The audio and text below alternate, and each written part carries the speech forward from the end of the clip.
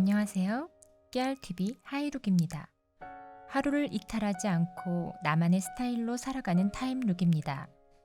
패션에만 룩이 있냐? 시간에도 룩이 있다. 주도성. 삶에서 주도성이라는 말을 나와는 상관이 없는 것처럼 반응하지 말아라. 나의 말과 나의 마음이 세상에서 가장 중요한 가치로 느껴지도록 삶을 주도해라.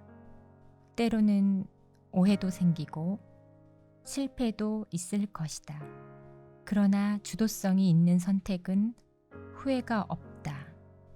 아무리 좋은 것을 선택한다고 해도 나의 말과 나의 마음이 아닌 다른 이의 주도 속에서 선택한 모든 것은 금방 잊어버린다. 어떻게 선택을 했는지 그 과정도 뜻도 기억하지 못한다. 그래서 나의 말과 나의 마음이 반응한 선택을 하는 주도성을 가진 자가 되어야 한다. 주도성이 생기기 위해서는 먼저 나의 삶을 수용해야 한다. 그 삶 속에 좋은 부분도 있지만 혹시나 나쁜 삶의 결과가 있을지라도 수용하는 것이다. 내가 살아온 시간들을 받아들이는 마음이 열려야 한다.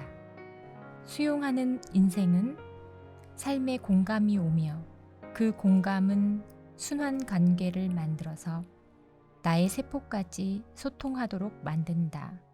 그것이 쌓여 성공 경험을 가지게 되고 그 경험들이 조금씩 나 자신을 주도성이 있는 자로 인식하며 나를 이끌어내는 것이다. 그리고 주도성은 창조성을 이끌어내고 창조성은 다양성을 이끌어내고 다양성은 삶의 이해를 이끌어낸다. 이렇게 주도성이 있는 삶을 살다 보면 스스로에게 격려와 칭찬을 하게 되고 나를 수정은 해도 함부로 비판하거나 판단하는 일은 하지 않을 것이다.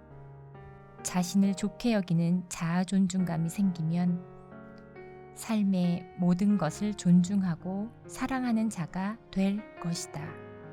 사랑은 희생에서 시작되는 것이 아니라 내가 나로서 사는 것. 그것이 진정한 사랑이다. 많은 사람들은 이런 말을 이기적이라고 자신만을 좋게 하려고 생각한다며 오해를 한다. 그러한 오해가 있을 때에 잘 버티어라. 시간이 흐르면 주도성 속에서 오는 희생이 더 값지고 주도성 속에서 흐르는 모든 선택에 후회가 없다는 것을 알게 될 것이다.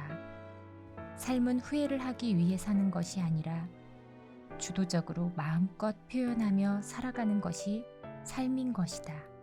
이것을 나의 삶이라고 한다. 나의 삶을 살아본 사람은 타인의 삶을 존중해준다. 타인을 존중할 줄 아는 자는 사랑과 인정을 삶에서 자신을 더 윤택하게 할 것이다. 글 최은숙. 주도성이라는 글을 읽으니 저는 저희 엄마가 떠오릅니다. 운동하고 싶다, 노래하고 싶다 말씀하시던 것이 기억이 나는데요.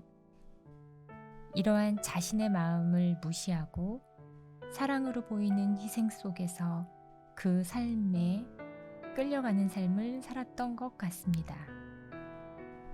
이 희생과 삶의 모습이 저에게 참 감사했지만 엄마가 된 저에게 그대로 남아 내가 원하는 나로 사는 것 대신 희생하는 삶을 살려는 내가 있음을 깨달았습니다.